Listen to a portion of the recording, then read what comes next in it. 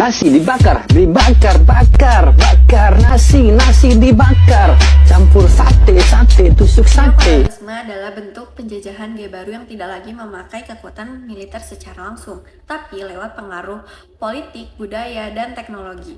Negara yang kuat tetap bisa mengendalikan negara yang lemah, misalnya lewat utang, investasi, perusahaan multinasional, atau tekanan kebijakan sehingga negara yang lemah seolah-olah merdeka, tapi masih bergantung dan sulit menentukan arah sendiri.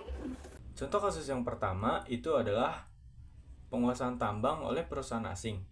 Banyak perusahaan asing seperti Freeport di Indonesia yang menguasai sumber daya alam negara berkembang. Namun, keuntungan terbesar justru tidak kembali ke negara tuan rumah.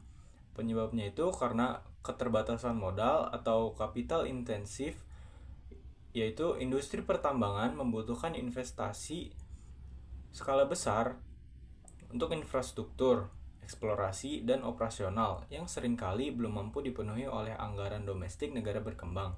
Kedua, kesenjangan teknologi dan SDM.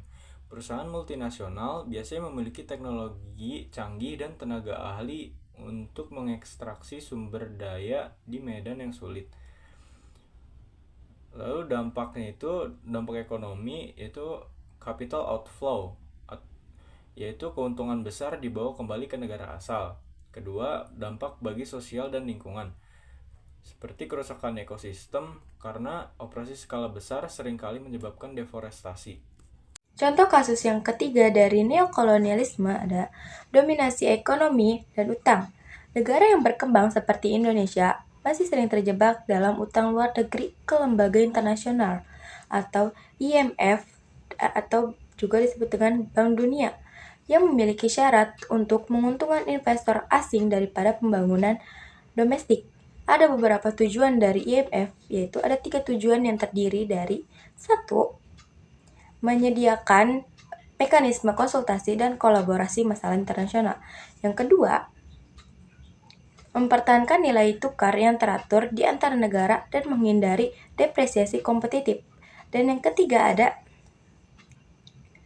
untuk meminjamkan pinjaman kepada anggota yang mengalami krisis neraca, pembayaran, dan pemulihan ekonomi. Penyebabnya itu kedaulatan negara lemah.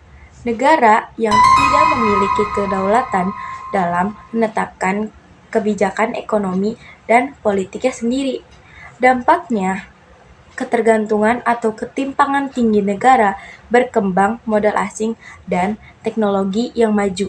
Ini saya akan melanjutkan contoh kasus yang keempat atau yang terakhir dari neokolonialisme, yaitu yang keempat ini contohnya ada di dominasi budaya.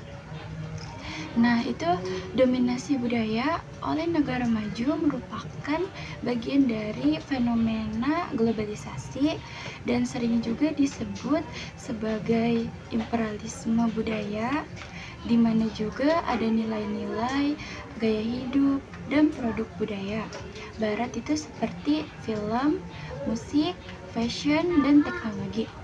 Dan ini menyebar cepat dan menggeser budaya lokal.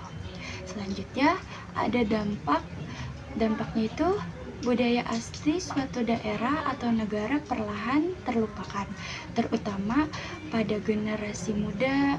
Yaitu juga selanjutnya ada penyebab terakhir, yaitu kemajuan teknologi informasi dan komunikasi, biasa singkatnya TIK, internet, media sosial, dan platform streaming, yaitu seperti Netflix, YouTube, Spotify, memudahkan konten budaya barat masuk ke berbagai penjuru dunia secara instan.